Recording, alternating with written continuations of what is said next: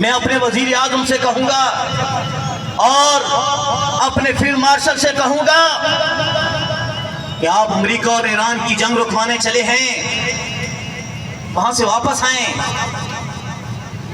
आए कि आपका मुल्क वतन अजीज सफेद रीश उलमाए किराम के खून से रंगीन हो चुका है।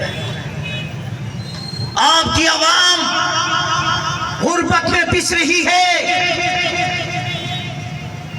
बड़े काम जो तुमने अपने सर पे लिए हैं वो हो जाएंगे, लेकिन कम से कम अपनी गरीब आवाम को रोटी फराहम करो।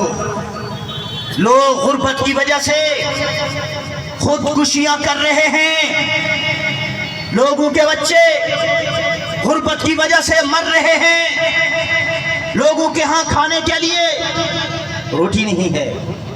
तुम्हारी जिम्मेदारी बनती है, ये सिर्फ जिम्मेदारी नहीं कि तुम टैक्स वसूल करते जाओ, हमारे सांस में भी टैक्स, खुदा के बनाए हुए सूरज पे भी टैक्स, खुदा के बनाए हुए चांद पे भी टैक्स। तुम टैक्स देते रहोगे, हम देते रहेंगे, ये कब तक होगा? कब तक होगा? अवाम को बगावत पे मजबूर मत करो, उनके दर्द को सुनो और देखो और समझो और उसका मदावा करो।